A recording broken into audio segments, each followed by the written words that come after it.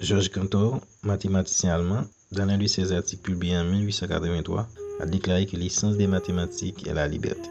Les mathématiques, la liberté, a priori, il n'y a aucun rapport. Mais nous allons remonter dans l'Antiquité pour essayer de comprendre ce qu'il a voulu nous dire. L'histoire de la science commence véritablement vers 3500 avant notre ère, à Sumer et en Élam, deux régions de la Mésopotamie qui correspondent à peu près à l'Irak actuel. Ces régions étaient organisées en petites communautés, indépendantes les unes des autres, gouvernées par des rois représentant la divinité tutélaire.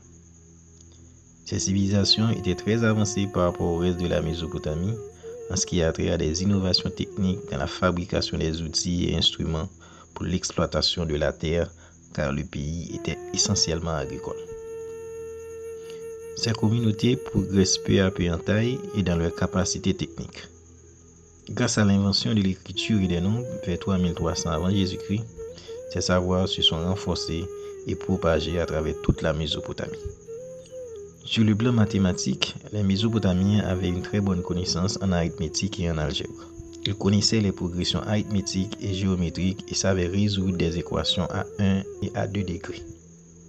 Pour ce qui concerne la géométrie, ils savaient calculer des surfaces et des volumes, mais ils n'étaient pas aussi rigoureux qu'en arithmétique et algèbre, en témoigne l'approximation grossière de pi.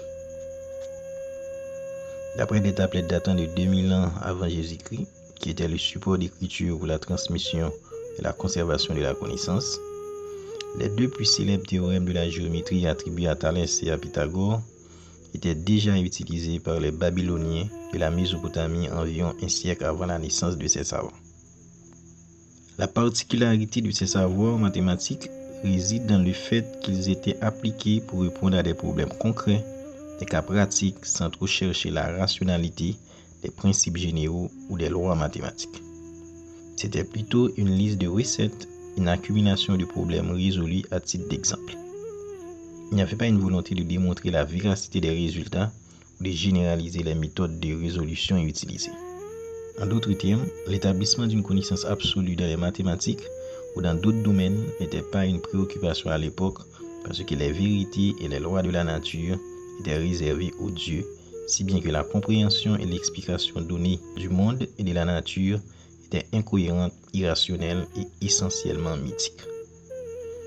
Parallèlement au développement technique et mathématique qui se faisait en Mésopotamie, vers le 2e millénaire avant notre ère, l'histoire nous raconte que les Égyptiens possédaient également de très bonnes techniques d'exploitation agricole et de construction, aussi bien des pyramides que des bateaux, car le transport maritime était largement utilisé.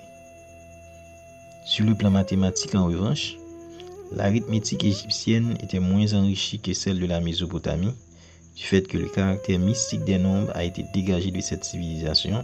Néanmoins, une esquisse d'organisation des connaissances et une tentative de justifier a posteriori les méthodes employées étaient déjà observables.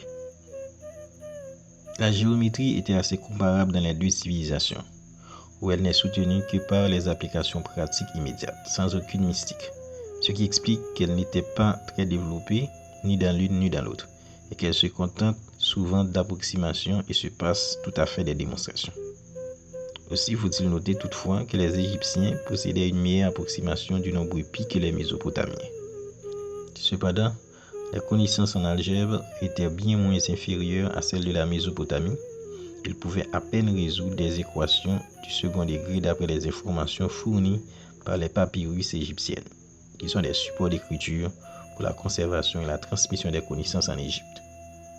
À noter que le théorème de Thalès et celui de Pythagore ont été connus aussi des Égyptiens.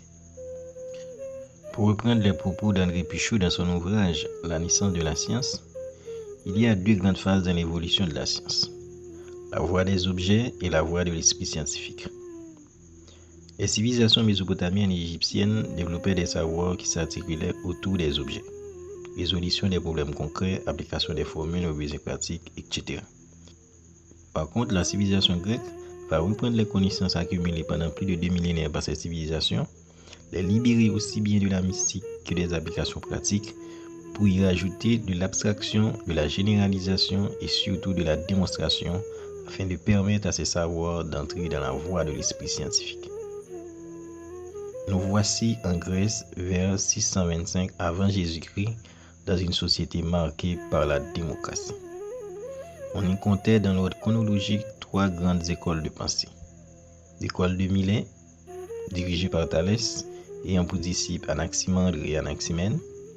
L'école de Crotone, communément appelée l'école pythagoricienne, fondée par Pythagore, avec Hippasos, Alcméon, Philolaos, Hippocrate d'Échio, Aquitas, comme les principaux disciples. Et l'école d'Élée ayant à sa tête Xénophane, avec Parménide, Zénon et Mélissos comme disciples. Thalès et Pythagore, les deux plus grandes figures de l'Antiquité grecque, n'ont rien laissé comme œuvre écrite au point que certains historiens doutent encore de leur existence réelle. Toutefois, leurs noms sont cités dans les ouvrages par d'autres savants grecs qui leur sont postérieurs.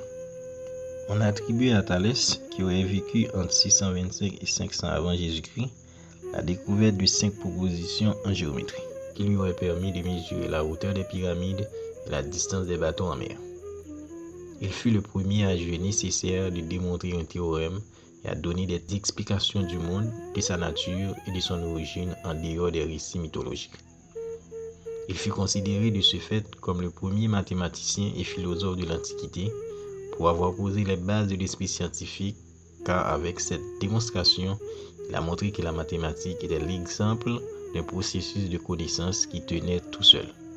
Une sorte d'universalité totalement affranchie de toute présupposition mythologique ou religieuse, et qui ne prend plus la forme du récit, mais celle de la preuve. La vérité fondée sur le récit est la vérité traditionnelle, de type mythologique ou révélé. Les mathématiques ébranlent tous les récits traditionnels. La preuve se présente comme ne dépendant que de la démonstration rationnelle, exposée à tous et réfutable dans son principe même, si bien que celui qui a affirmé un énoncé, finalement démontré comme faux, doit s'incliner. Les autres disciples de Thalès vont s'accentuer davantage sur la compréhension du cosmos et des astres en essayant de peaufiner les affirmations faites par Thalès à ce sujet. Certains historiens auraient même attribué à Anaximandre la paternité de l'astronomie du fait que son explication du monde était révolutionnaire. Malgré ses efforts de rupture avec la conception mésopotamienne et égyptienne du monde, l'école de Milet n'a pas su faire pénétrer les mathématiques dans la nature et dans le ciel, un défi que les pythagoriciens vont tenter d'affronter. L'école pythagoricienne, emmenée par Pythagore, qui aurait vécu entre 580 et 490 avant Jésus-Christ, célèbre pour la démonstration qu'ils auraient donnée du théorème portant son nom, est une véritable secte religieuse, où l'on donnait un enseignement secret à environ 218 disciples sur l'arithmétique, la géométrie, la politique, la philosophie, la théorie musicale, etc. L'épine dorsale de ces enseignements fut l'arithmétique. Les pythagoriciens ont construit un savoir gigantesque sur les propriétés des nombres. D'une part, ils en ont fait une figuration géométrique, des nombres linéaires, des nombres carrés, des nombres rectangles, des nombres triangulaires, etc. Et d'autre part, ils établissent une correspondance entre les nombres et la nature. Il ne s'agissait pas d'une simple théorie arithmétique, elle trouvait son origine dans la découverte par Pythagore des lois naturelles établissant un rapport entre la longueur de la corde de la lyre et la hauteur de la note émise par elle. De ce fait, la musique était devenue une discipline mathématique car elle était une application de l'arithmétique aux phénomènes sonores. Et par extrapolation, Pythagore généralisa ces lois en déclarant que tout, dans la vie humaine comme dans le cosmos, était soumis au nombre, en tant qu'essence qualitative des choses et non comme moyen d'exprimer des quantités mesurables. Le nombre est le principe de toute chose, et chaque nombre est associé à une figure. Toutes les choses créées ont chacune un nombre pour symbole.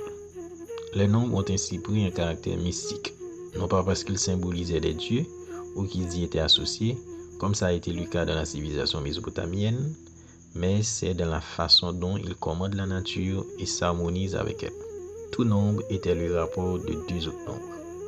Par cette correspondance inexplicable, une physique mathématique est née, mais cela n'aura pas duré longtemps car les pythagoriciens sont tombés sur un écueil. Un irrationnel, la racine carrée de 2, qui est la longueur de la diagonale d'un carré de côté 1 et qui ne peut pas s'écrire comme rapport de deux nombres. Cette crise a bouleversé l'école pythagoricienne et a ouvert la voie sur l'infini mathématique, une forme de divisibilité à l'infini, lequel concept a été critiqué par les savants de l'école d'Élée, notamment Parménide puis Zénon à travers ses fameux paradoxes. Ils ont débarrassé la nature de toutes les explications mathématiques qu'ils estiment trop mystiques pour les remplacer par la rationalité. Environ 2 siècles après l'effondrement de l'édifice arithmétique avec la découverte de l'irrationnelle racine de 2, la nature et le ciel vont être séparés en 2 mondes qui jadis étaient reliés par les nombres. Le monde terrestre, où l'on applique la physique aristotélicienne guidée par la logique des syllogismes, et le monde céleste expliqué par la géométrie euclidienne. Entre-temps, les civilisations arabes et musulmanes progressèrent à un rythme effréné sur le plan politique, économique et scientifique, notamment en trigonométrie et en algèbre avec le célèbre Al-Khwarizmi. On a attendu environ 2 millénaires pour réunifier les 2 mondes. Tout d'abord avec Copernic qui a affirmé que le mouvement des corps célestes était circulaire, puis vers 1592, Tycho Brahe a étendu la physique aristotélicienne au monde des astres pour étudier les nouvelles étoiles et comètes apparues dans le ciel. Ce fut le premier pas vers le colmatage des brèches de l'édifice mathématique depuis Pythagore. En 1601, après la mort de Tycho Brahe, Kepler, assistant de celui-ci, a repris les travaux pour établir 20 ans plus tard les 3 fameuses lois de Kepler, où il abandonne le principe du mouvement circulaire uniforme des planètes prôné par Copernic au profit des trajectoires elliptiques dont un des foyers est le Soleil et parcouru à des vitesses non constantes. Malgré tous les travaux de Kepler, il n'a pas réussi à trouver les causes du mouvement des astres. Il a attribué à tort le mouvement à une cause magnétique du Soleil. Mais c'est Galilée qui va finalement donner une réponse à cette interrogation en affirmant que ce sont les mathématiques, pas la physique d'Aristote, qui sont l'outil nécessaire pour comprendre le mouvement des astres, y compris la Terre. Ce fut la révolution totale. Galilée pointa les lunettes qu'ils avaient inventées dans le ciel pendant des mois pour observer le mouvement des astres. Ces résultats qui donnaient raison au système héliocentrique de Copernic, selon lequel le Soleil est le centre de l'univers, étaient sans appel, malgré la condamnation de cette théorie par l'Église catholique d'alors. Grâce à cette découverte astronomique de Galilée, il était acquis dorénavant que la Terre et les planètes étaient de même nature. Alors, avec quels outils fallait-il les décrire? Ceux de la physique, à savoir la logique de syllogisme réservée depuis Aristote à l'explication des phénomènes terrestres, ou les outils mathématiques de la géométrie réservés jusqu'alors à l'astronomie.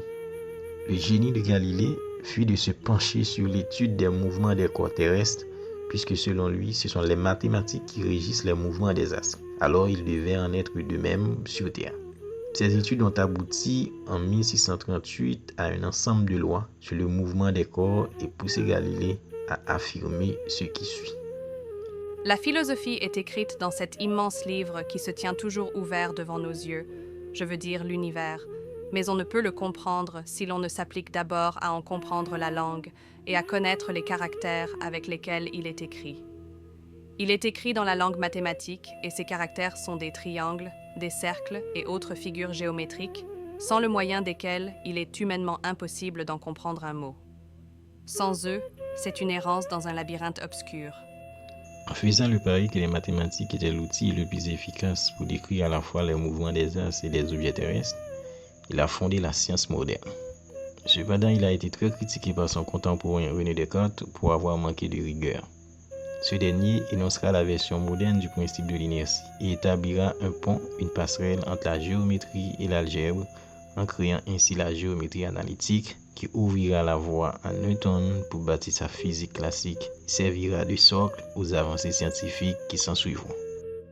Pour terminer ce petit voyage depuis l'Antiquité jusqu'à la Renaissance, Spinoza affirme dans son ouvrage L'éthique que s'il n'y avait pas eu les mathématiques, l'homme serait resté dans l'ignorance, en particulier parce qu'ils auraient continué à tout expliquer par les causes finales, les mythologies et l'action des puissances surnaturelles. Avec les civilisations mésopotamiennes et égyptiennes, les mathématiques ont été au service des besoins pratiques. Puis dans la civilisation grecque, elles ont libéré les savoirs de l'emprise mythique pour les élever au rang des sciences. Et dans les vidéos qui suivront, nous allons parler de la puissance des mathématiques. Alors, restez branchés.